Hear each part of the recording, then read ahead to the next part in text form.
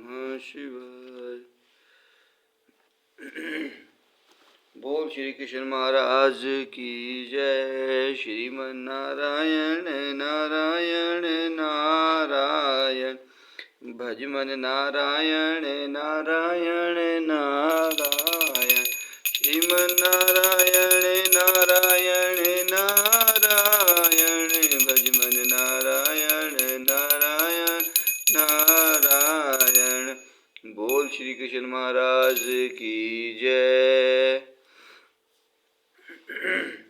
तीसरा अध्याय कर्म योग चल रहा है। कर्मेन्द्रियाणि संयमया आस्ते मनसा स्मरण, इंद्रियार्था विद्बुधात्मा विद्याचार से उच्यते। जो कर्मेंद्रियों को वश में तो करता है, किंतु जिसका मन इंद्र विषयों का चिंतन करता रहता है, वह निश्चित रूप से स्वयं को धोखा देता है और मिथ्याचारी कहलाता है। ऐसे अनेक मिथ्याचारी व्यक्ति होते हैं जो कृष्ण भावनामृत में कार्य तो नहीं करते, किंतु ध्यान का दिखावा करते हैं, जबकि वास्तव में वे मन में इंद्रिय भोग का चिंतन करते रहते हैं। ऐसे लोग अपने अबोध शिष्यों को बहकाने के लिए शुष्क दर्शन के विषय में भी व्याख्यान दे सकते हैं, किंतु इस श्लोक के अनुसार वे सबसे बड़े धूर्त हैं। इंद्रिय सुख के लिए किसी भी आश्रम में रहकर कर्म किया जा सकता है, किंतु यदि उस विशिष्ट पद का उपयोग विधि विधानों के पालन में किया जाए तो व्यक्ति की कर्मक्ष आत्म शुद्धि हो सकती है। किंतु जो अपने को योगी बताते हुए इंद्रिय तृप्ति के विषयों की खोज में लगा रहता है, वह सबसे बड़ा धूर्त है। भले ही वह कभी कभी दर्शन का उपदेश क्यों न दे, उसका ज्ञान व्यर्थ है, क्योंकि ऐसे पापी पुरुष के ज्ञान के सारे फल भगवान को माया द्वारा हर लिए जाते हैं। ऐसे धूर्त का चित्त सदैव अशुद्ध रहता है, अतएव उसके योगिक ध्यान का कोई अर्थ नहीं होता। बोल श्री कृष्ण महाराज की जय। अस्तेव विद्यायानि मनसा नियमार भरते उजर्जन, कर्मेन्द्रिय कर्म योग मस्तक सविष्यते।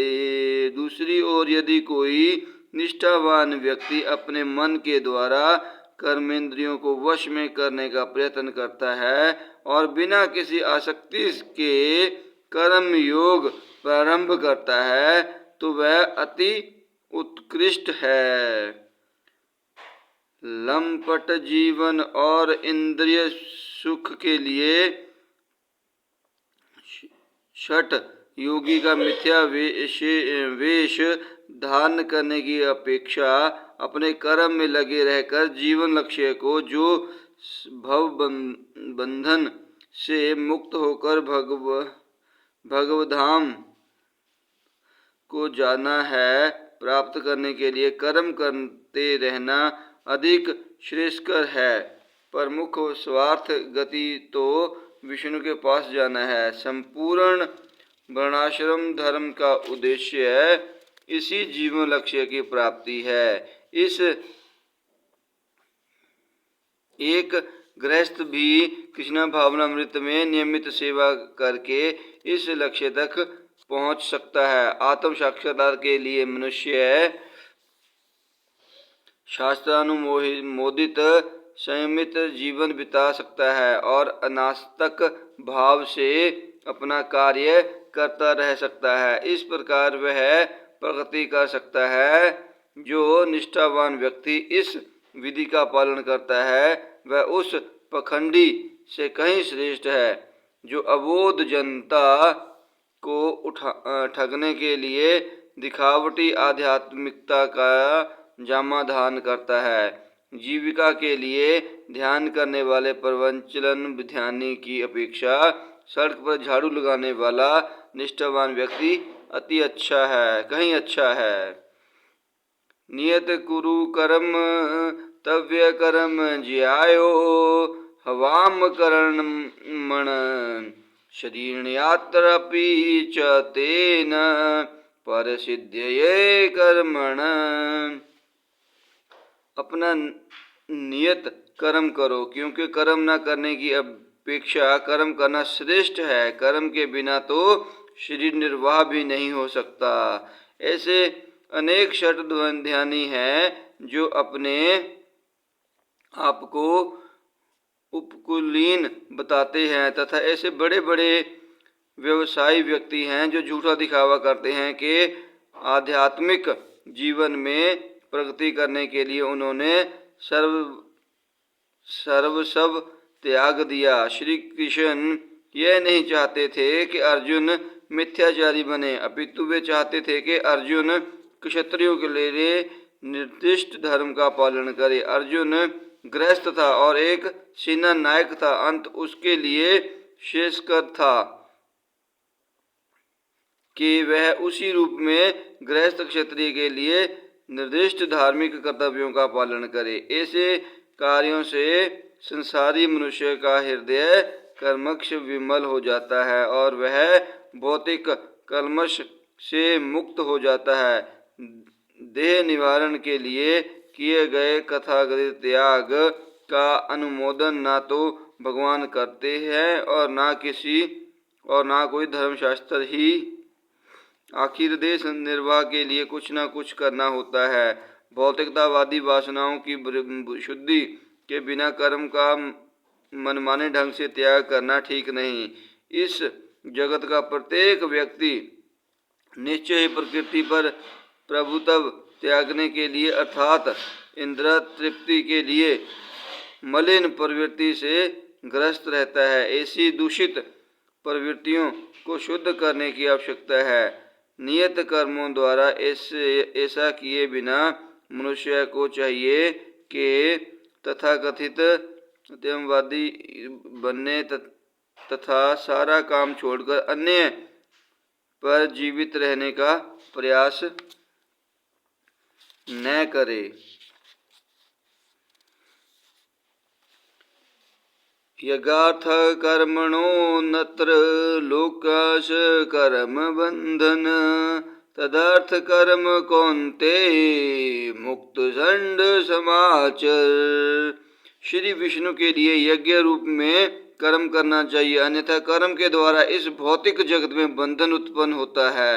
अंत हे कुंती पुत्र, उनकी प्रसन्नता के लिए अपने नियत कर्म करो, इस तरह तुम बंधन से सदा मुक्त रहोगे। बोल श्री कृष्ण महाराज की जय। चूंकि मनुष्य को शरीर के निर्वाह के लिए भी कर्म करना होता है, अंत विशिष्ट सामाजिक स्थिति तथा गुण को ध्यान में रखकर नियत कर्म इस तरह बनाए गए हैं कि उस उद्देश्य की पूर्ति हो सके। यज्ञ का अर्थ भगवान विष्णु है। सारे यज्ञ भगवान विष्णु की प्रसन्नता के लिए है। वेदों का आदेश है यज्ञो वै विष्णु। दूसरे शब्दों में चाहे कोई निर्दिष्ट यज्ञ संपन्न करे या प्रत्यक्ष रूप में भगवान विष्णु की सेवा करे, दोनों से एक ही प्रयोजन सिद्ध होता है। अंत जैसा कि इस श्लोक में संस्तुत किया गया है, कृष्णा भावनामृत यज्ञ ही है। वर्णाश्रम धर्म का भी उद्देश्य भगवान विष्णु को प्रसन्न करना है। वर्णाश्रमाचार वर्ता पुरुषेण पर पुमान विष्णु राराधयते। अंत भगवान विष्णु की प्रसन्नता के लिए कर्म करना चाहिए।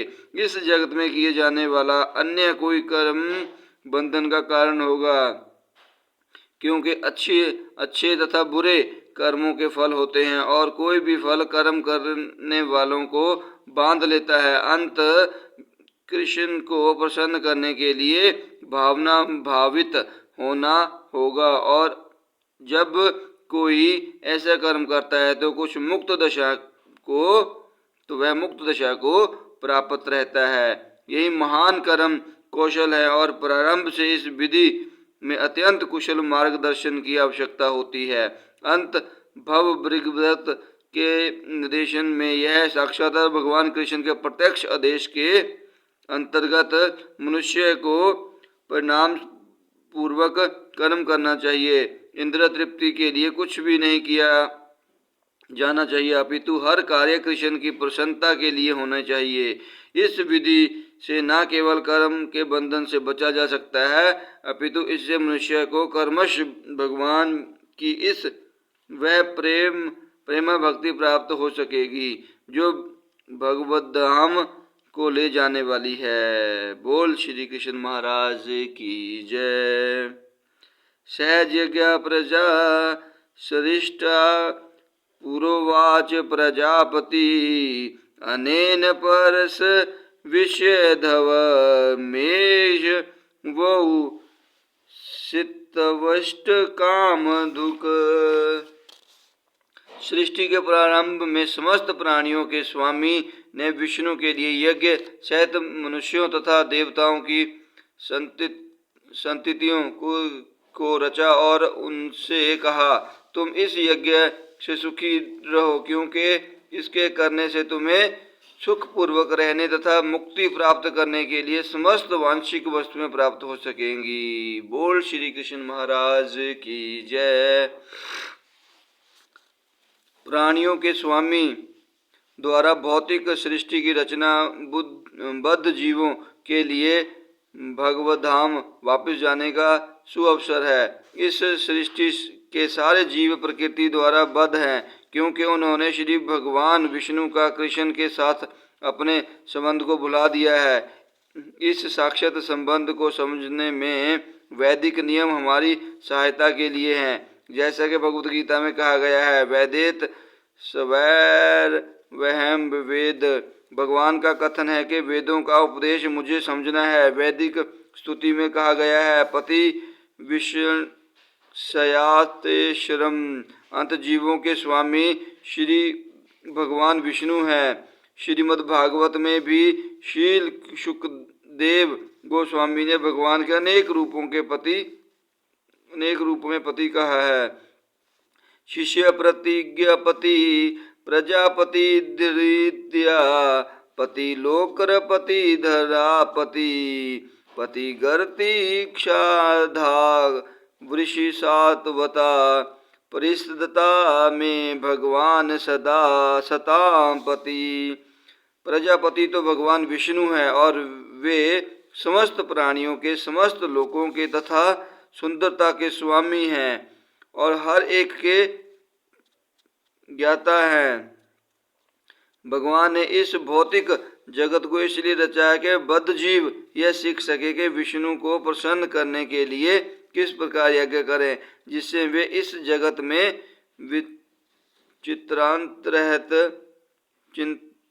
चिंता रहित होकर सुख पूर्वक रह सके तथा इस भौतिक देह का अंत होने पर भगवत धाम को जा सके।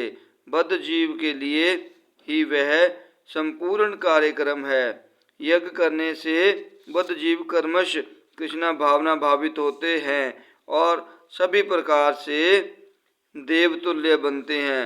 कलयुग में वैदिक शास्त्रों ने संकीर्तन यज्ञ का विधान किया है और इस दिव्य विधि का प्रवचन चैतन्य महाप्रभु द्वारा इस युग के समस्त लोगों के उद्धार के लिए किया गया। संकीर्तन यज्ञ तथा कृष्णा भावनामृत में अच्छा तालमेल है। श्रीमद् भागवत में संकीर्तन यज्ञ के विशेष प्रसंग में भगवान श्री कृष्ण का अपने भक्त रूप में निम्न प्रकार से उल्लेख हुआ है। कृष्णा वर्ण चिव